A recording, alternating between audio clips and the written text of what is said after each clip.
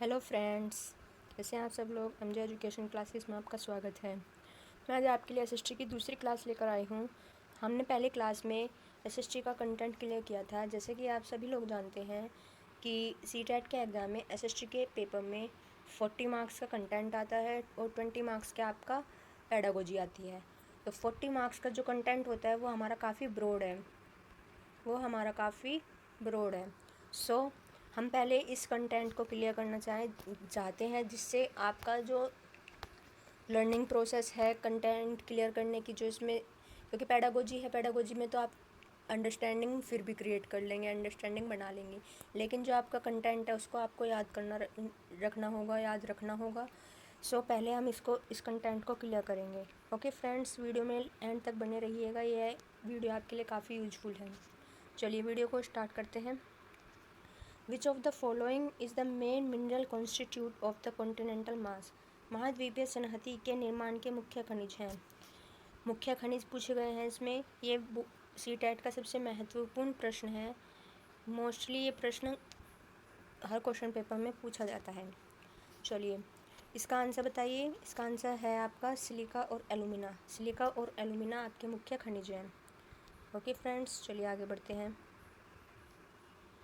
From among which of the first cities were pieces of cloth found attached to the lid of a silver vase? किस स्थान से कपड़ों के टुकड़े के अवशेष चांदी के एक फूलदान के ढक्कन से चिपके हुए मिले? कपड़े के टुकड़े, जो कपड़ों के टुकड़े होते हैं वो चांदी के एक फूलदान, एक फ्लावर वास के ऊपर चिपके हुए मिले हैं। कौन सी प्लेस पर मिले हैं? एक बात को माइंड में रखिएगा कि ये जो चारों स्थान है ये बहुत ही इम्पोर्टेंट है, मोस्ट इम्पोर्टेंट है। इनके बारे में कुछ भी पूछ लेता है सीटेट कि यहाँ से क्या, हड़प्पा से क्या मिला था, लोथल से क्या मिला था, कालीबंगा से क्या मिला था और मोहनजोदड़ो वगैरह से क्या मिला था। तो हम कपड़े के टुकड़ों के अवशेष चांदी के एक फूलदान के ढक्कन से चिपके हुए कहाँ पर मिले थे? हमें मोहनजोदड़ो में।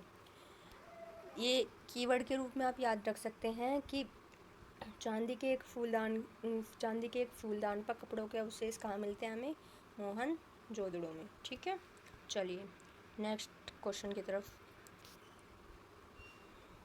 आधुनिक भारत की लिपियाँ जैसे देवनागरी, बंगाली और तमिल का विकास किस लिपि से हुआ है? जो आधुनिक भारत है उसकी लिपियाँ जैसे देवनागरी है, बंगाली है, तमिल है, इनका विकास किस लिपि से हुआ है? तो इनका विकास हुआ है ब्राह्मी। किस लिपि से हुआ है इनका विकास? ब्राह्मी। तो हमारा राइट आंसर क्या हो जाएगा? ब्राह्मी। चलिए आगे बढ़ते हैं। देखिए फिर ये क्रोनोलॉजिकल ऑर्डर में अरेंज करने के आ गई। सीटेट में ऐसे क्वेश्चंस काफ़ी देखने को मिलते हैं और इसमें हमें क्या करना होता है? इसमें हमें ये जो हमारा हिस्ट्री पोर्शन होता है इसको हमें याद रखने की ज़रूरत होती है। अगर हमें इनमें से एक का भी पता है तो हम उसको ऑप्शन में ढूंढ कर उसको एलिमिनेट कर सकते हैं, है ना। चलिए पढ़ते हैं। दिल्ली के, ये सभी क्या है? ये दिल्ली के सुल्तान हैं। दिल्ली के सुल्तानों को कालानुक्रमिक क्रम में व्यवस्थित करें। गयासुद्दीन बलबन, खिज्र खां, फिरोज शाह तुगलक, अलाउद्दीन खिलजी। तो हमें इन सुल्तानों को क्रम में लगाना है कि पहले कौन सा था और दूसरा कौन सा था, तीसरा कौन सा था, चौथा कौन सा था। अगर हमें पहला भी पता है या चौथा भी पता है ना तो भी हम ऑप्शन को एलिमिनेट कर लेंगे। चलिए पहला बताइए, पहला कौन था हमारा? पहला हमारा था गयासुद्दीन बलबन। 1 देखते हैं। 1 ऑप्शन देखो हमारा यहीं पे मिल गए। 3 ऑप्शन एलिमिनेट हो गए ना, बस इसमें और कुछ करना ही नहीं है। हमारा पहला था गयासुद्दीन बलबन,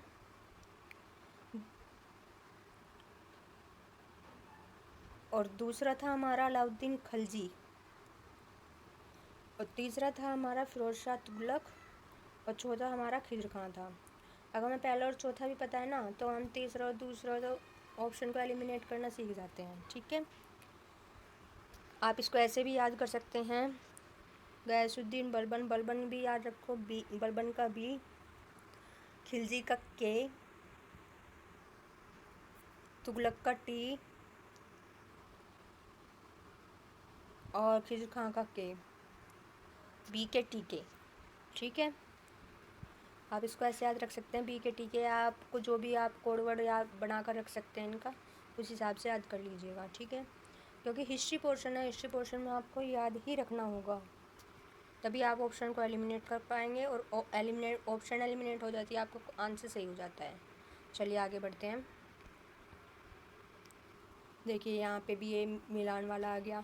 ये भी बहुत मिलते हैं कि एक तरफ आपको राइटर दे देता है और एक तरफ आपको उसकी बुक दे देता है।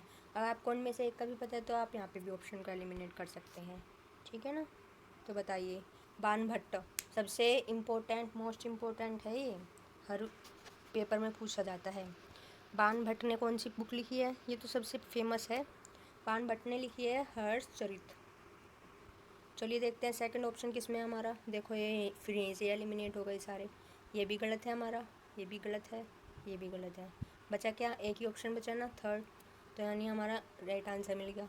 टाइम भी बचता है, एलिमिनेशन मेथड से टाइम भी बचता है, और हमारा आंसर भी सही होने के पूरे चांसेस होते हैं, अगर आपको इन चारों में से एक का भी पता है तो।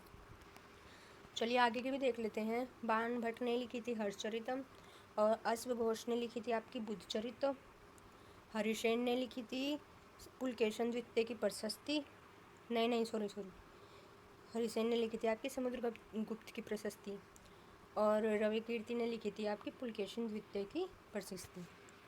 ओके फ्रेंड्स, चलिए आगे बढ़ते हैं। किस भाषा का एक रूप मागधी या मगही है।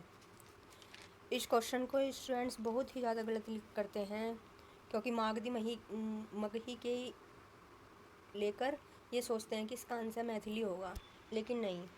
किस भाषा का एक रूप मागधी मगही है, ये आपकी प्राकृत भाषा है। प्राकृत भाषा का एक रूप मागधी और मगही है। मागधी मगही से आप कुछ लोग मैथिली लगा कर आ जाते हैं, और आपका आंसर वहीं की वहीं गलत हो जाता है। तो इसको आप अपने माइंड में रखेंगे कि प्राकृत भाषा का एक रूप मागधी और मगही है। फ्रेंड्स, चैनल को सब्सक्राइब और वीडियो को लाइक ज़रूर करते रहिएगा। अगर आप लाइक करते रहोगे तो मुझे भी थोड़ा सा मेहनत करने का मन करेगा, आपके लिए वीडियो लेकर आने का मन करेगा, क्योंकि एक वीडियो बनाने में काफ़ी मेहनत लगती है। इसलिए वीडियो पसंद आए तो वीडियो को लाइक कीजिएगा, चैनल को सब्सक्राइब करके बेल आइकन को प्रेस कर दीजिएगा, जिससे मेरी आने वाली हर वीडियो का नोटिफिकेशन आप तक पहुंच जाए। चलिए आगे बढ़ते हैं। निम्न में से कौन सा कथन बसवन्ना द्वारा आरंभ किए गए वीरशैव आंदोलन के बारे में सही है। यदि आपने वीरशैव आंदोलन पढ़ा है तो आप इसका आंसर जरूर कर लोगे। चलिए पढ़ते हैं। इसका आरंभ तमिल भक्ति आंदोलन के विरुद्ध एक प्रतिक्रिया के रूप में हुआ था। ये बात बिल्कुल सही है, सही बताना है ना, मैं इसमें सही बताना है, तो ये बात बिल्कुल सही है। यह तमिल भक्ति आंदोलन से प्रेरित था, ये बात बिल्कुल गलत है, तो पहले वाले के अपोजिट ही हो गई। इसमें इन्होंने कहा है कि तमिल भक्ति आंदोलन के विरुद्ध एक प्रतिक्रिया के रूप में था, और ये इसमें इन्होंने बोल दिया कि ये इस आंदोलन से प्रेरित था, तो ये हमारा क्या हो गया, ये हमारा गलत हो गया। इसने शिव से प्रेम का मुक्ति के मार्ग के रूप में अपनाने का उपदेश दिया, ये भी गलत है। तो हमारा इसमें क्या सही हो गया, सिर्फ केवल ए, पहला ऑप्शन विल बी करेक्ट, केवल ए सही है। वीरशैव आंदोलन का आरंभ तमिल भक्ति आंदोलन के विरुद्ध एक प्रतिक्रिया के रूप में हुआ था। चलिए आगे बढ़ते हैं। The growers of woad in Europe saw which Indian crop as its competition. यह आपका मोस्ट इम्पोर्टेंट क्वेश्चन है, चाहे तो आप इसको अपनी नोटबुक में भी लिख सकते हैं, ठीक है, नोट कर सकते हैं। यूरोप में वोड के उत्पादकों ने किस भारतीय फसल को उसके प्रतिस्पर्धी यानी उसके कॉम्पिटिटर के रूप में देखा। किस भारतीय फसल को उसके कॉम्पिटिटर के रूप में देखा यूरोप के उत्पादकों ने। एक ही है फेमस, नील की फसल को यूरोप में वोड के उत्पादकों ने अपने कॉम्पिटिटर के रूप में देखा। नील को इंग्लिश में इंडिगो भी कहते हैं, ठीक है, याद रखिएगा, कंफ्यूज ना हो ताकि आप। चलिए आगे बढ़ते हैं। देखिए फिर स्टेटमेंट वाला क्वेश्चन आ गया। निम्न कथनों ए तथा बी पर विचार करें और सही विकल्प का चयन करें। डैनियलो की चित्रकारी में ब्रिटिश शासन द्वारा भारत लाई जा रही आधुनिक सभ्यता के चित्रण पर जोर है। हाँ जी, बिल्कुल सही है। डैनियलों की चित्रकारी में ब्रिटिश शासन द्वारा भारत लाई जा रही आधुनिकता सभ्यता में के चित्रण पर जोर है, सही है। डैनियलों ने अपनी सुरम्य परिदृश्य चित्रकारी में भारत की पारंपरिक जीवन को पूर्व आधुनिक निरंतर गतिहीन प्रस्तुत किया, ये भी सही है। तो इसके ए तथा बी दोनों सही है। Third option will be correct. Okay friends, चलिए आगे बढ़ते हैं। पश्चिमी भाषा शिक्षा के बारे में महात्मा गांधी के विचार के संदर्भ में कथन ए और बी को पढ़ें तथा सही उत्तर दें। ये आपके असर्शन स्टेटमेंट वाले, असर्शन रीजन वाले क्वेश्चन भी आपके सीटेट में बहुत ज़्यादा पूछे जाते हैं, तो आप इनकी प्रैक्टिस कीजिएगा क्योंकि ये क्वेश्चन आपको थोड़ा सा कंफ्यूज करने की कोशिश करते हैं। ठीक है। गांधी भारत में पश्चिमी शिक्षा के विरुद्ध थे। जिसने महात्मा गांधी की शिक्षा को पढ़ा होगा वो इस क्वेश्चन को अच्छे से कर लेगा। हाँ जी, महात्मा गांधी जो है भारत में पश्चिमी शिक्षा के विरुद्ध थे, ये बिल्कुल सही है। वह सोचते थे कि औपनिवेशिक शिक्षा ने भारतीयों के मस्तिष्क में हीनता का बोध पैदा कर दिया है, ये भी बिल्कुल सही है। उन्हें लगता था कि जो इंडियंस हैं उनके ब्रेन में उन्होंने कचरा भर दिया है, उनमें हीनता का बोध पैदा कर दिया है कि हमसे इंग्लिश नहीं आती तो हम हीन हो गई। ठीक है, तो आपका ये ए और बी दोनों सही हैं और बी जो है ए की सही व्याख्या करता है। इसलिए गांधी जी पश्चिमी शिक्षा के विरुद्ध थे क्योंकि वे सोचते थे कि औपनिवेशिक शिक्षा ने भारतीयों के मस्तिष्क में हीनता का बोध पैदा कर दिया है। So third option will be correct answer. चलिए बढ़ते हैं आगे नेक्स्ट क्वेश्चन की तरफ। अंग्रेजों द्वारा 1905 में बंगाल विभाजन का मुख्य कारण क्या था?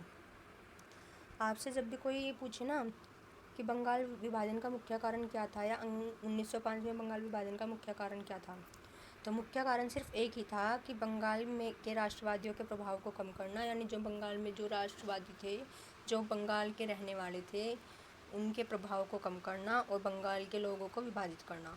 क्योंकि बंगाल में उस टाइम एकता बहुत ज़्यादा थी और सभी मिलकर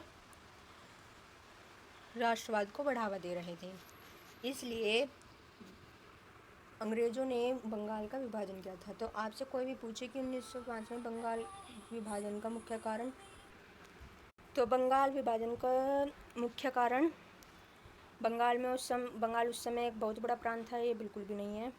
बंगाल के लोग की ये मांग थी, ये तो बिल्कुल भी नहीं है। प्रशासनिक सुविधा के लिए ये भी गलत है। तो इसका सही ऑप्शन क्या हो जाता है? बंगाल के राष्ट्रवादियों के प्रभाव को कम करना तथा बंगाल के लोगों को विभाजित करना, ये ही एक मुख्य कारण था बंगाल विभाजन का। ठीक है, इसको याद रखिएगा। चलिए आगे बढ़ते हैं। देखिए फिर असर्शन रीजन वाला क्वेश्चन आ गया आपका। निम्नलिखित कथनों पर विचार करें और सही विकल्प का चयन करें। कांग्रेस के मध्यमार्गी धड़े ने ब्रिटिश शासन के अधिकार और शासन में भारतीयों को और ज़्यादा प्रतिनिधित्व दिए जाने की मांग उठाई, ये बिल्कुल सही है। चलिए कारण देखते हैं कि सही है या नहीं है। मध्यमार्गियों को ये लगता था कि अंग्रेज स्वतंत्रता व न्याय के आदर्शों का सम्मान करते थे, ये भी बिल्कुल सही है। तो ए और आर दोनों सही हैं और ए जो है आर की सही व्याख्या करता है या फिर ए की सही व्याख्या आर करता है। ठीक है, चलिए आगे बढ़ते हैं अगले क्वेश्चन की तरफ। देखिए फिर असर्शन रीजन वाला क्वेश्चन आ गया। मैं आपको बोल रही हूँ ना कि सीटेट के एग्ज़ाम में असर्शन और रीजन वाले क्वेश्चंस बहुत आते हैं। सो आपको थोड़ा सा ध्यान रखकर इन क्वेश्चंस को करना होगा। इन फैक्ट्स को आपने अगर पढ़ा होगा तो आप इन क्वेश्चंस को आसानी से कर सकते हैं। अदरवाइज़ आप इनका स्क्रीनशॉट लेकर या फिर आप इनको अपनी नोटबुक में नोट भी कर सकते हैं। ठीक है, 1971 में पाकिस्तान का विभाजन हुआ और बांग्लादेश अस्तित्व में आया, ये बात बिल्कुल सही है। 1971 में पाकिस्तान का विभाजन हुआ और पाकिस्तान के विभाजन होने के बाद ही बांग्लादेश अस्तित्व में आया था। विभाजन का एक मुख्य कारण यह था कि पूर्व के बांग्ला बोलने वाले लोगों को यह लगा कि उनके भाषा और पहचान को कुचला जा रहा है, ये बात बिल्कुल करेक्ट है। पूर्व के बांग्लादेश वालों को, बांग्ला बोलने वाले लोगों को लगता था कि उनकी भाषा और उनकी सभ्यता को कुचला जा रहा है, इसलिए पाकिस्तान का विभाजन हुआ और बांग्लादेश अस्तित्व में आया। तो ए और बी दोनों कथन सही हैं और कथन बी ए कथन की सही व्याख्या करता है। ठीक है फ्रेंड्स, चलिए बढ़ते हैं नेक्स्ट क्वेश्चन की तरफ। ये क्वेश्चन वही आ गया। Shri Narayan Guru led caste equality movement. Shri Narayan Guru ने जाति समानता आंदोलन की शुरुआत की। किस लिए शुरुआत की, कहाँ शुरुआत की? श्री नारायण गुरु ने जाति समानता आंदोलन की कहाँ शुरुआत की? इसको आप मुझे कमेंट बॉक्स में कमेंट करके बताएंगे। क्यों शुरुआत की? उन्होंने एक परमेश्वर के विचार को बढ़ावा देने के लिए श्री नारायण गुरु ने जाति समानता कास्ट इक्वेलिटी मूवमेंट की शुरुआत की थी। एक परमेश्वर के विचार को बढ़ावा देने के लिए कि परमेश्वर एक ही है। ठीक है, चलिए आगे बढ़ते हैं।